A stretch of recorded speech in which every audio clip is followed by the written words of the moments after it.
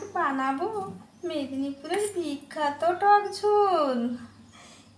এই প্রচণ্ড গরমে দুপুরে ভাতের পাতে এই টক ঝোল থাকলে খুব তৃপ্তি করে খাওয়া যায়।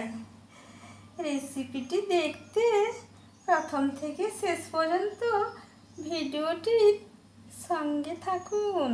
মাছের টক ঝোল বানানোর জন্য নিয়েছি মাছ, আম, সর্ষে শিলনোড়ায় মিহি করে বেটে নিয়েছি, আর নিয়েছি 5 ফোড়ন, সামান্য লাল লঙ্কার গুঁড়ো, হলুদ গুঁড়ো, আর নেব স্বাদ মতো নুন, চিনি আর সর্ষের তেল।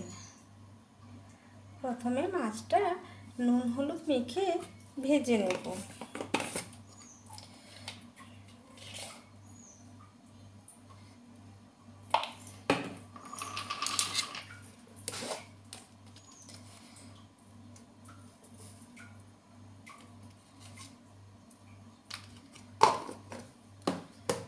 একটা বড় বোলের মধ্যে মাছটাকে নিয়ে ভালো করে মেখে নিলাম। এবার একটা কড়াই গরম করে খুব ভালো করে গরম করে এর মধ্যে দিয়ে দেব তেল। এবার তেল ভালো করে গরম করে নিয়ে এর মধ্যে মাছগুলো দিয়ে দেবো।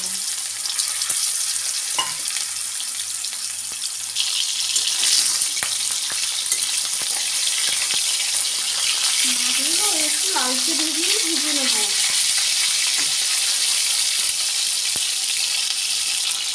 এবার মাছগুলো ভাজা হয়ে গেছে, তুলে নেব।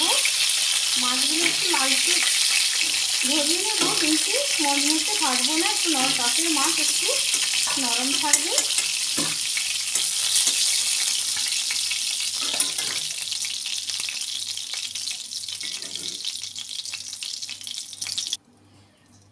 এবার ওই তেলে দিয়ে দেব 5 ফোড়ন।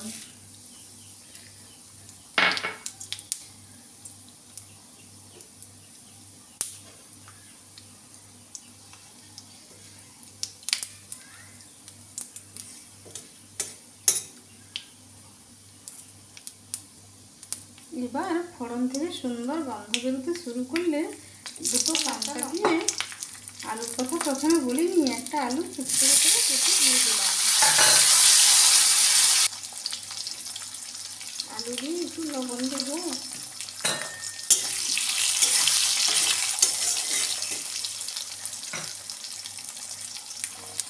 এবার ঢাকা দিয়ে আলুটা একটু নরম করে নেব।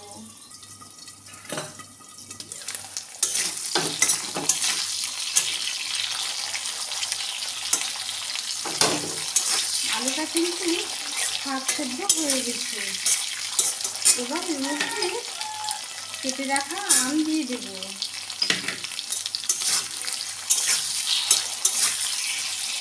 আমটা দিয়েও একটু ঢাকা দিয়ে আমটাকেও সেদ্ধ করে নেব।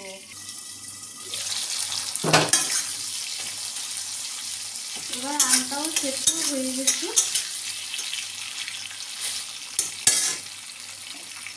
আলু আম সব ভালোভাবে সেদ্ধ হয়ে গেলে এর মধ্যে দিয়ে দেব হলুদ গুঁড়ো, সামান্য লাল লঙ্কার গুঁড়ো।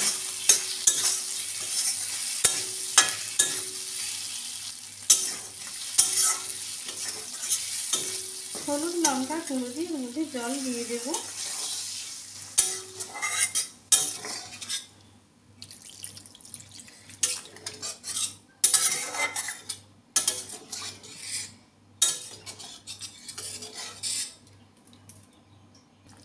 এবার ঝোল ফুটে উঠলে এর মধ্যে বেটে রাখা সর্ষেটা দিয়ে দেব। সর্ষেটা শিলনোড়ায় একদম মিহি করে বেটে রেখেছি।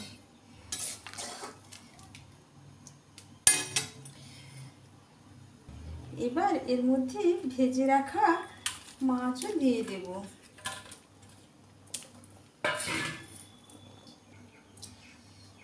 এবার আলুতে ভাজার সময় নুন দিয়েছিলাম, সেই বুঝে নুন দেব। সর্ষে বাটার সময় সামান্য নুন দিয়েছিলাম, আর এর মধ্যে চিনি দেব।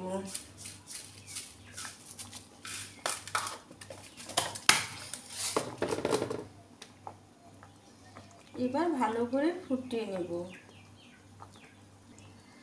যাতে মাছের ভেতর ভালোভাবে টকের স্বাদ ঢুকে যায়।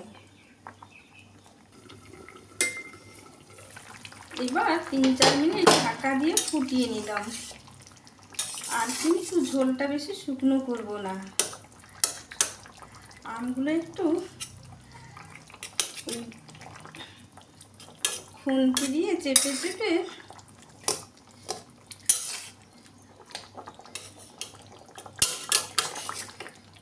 একটু ঝোলের সঙ্গে মিশিয়ে নিলাম।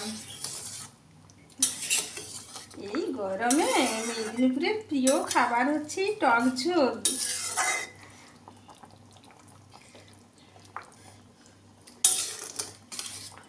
তবে একটা জিনিস খেয়াল রাখতে হবে, এই টক ঝোল সামান্য একটু নোনতে ভাব থাকলে খেতে খুব ভালো লাগবে। এবার উপর থেকে একটু ঝাঁঝের জন্য সর্ষের তেল দিয়ে দেব, আর দেব একটা কাঁচা লঙ্কা। এই টক ঝোলে খাওয়ার বাটিতে একটা কাঁচা লঙ্কা মলে দিলে তার ঝাঁঝটা খুবই সুন্দর হয়।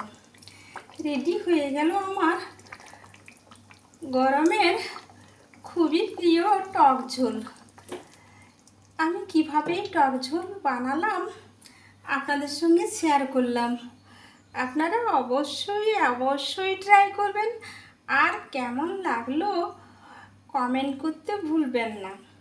আজ এই পর্যন্ত, আবার দেখা হবে অন্য কোনো দিন অন্য কোনো ভিডিওতে।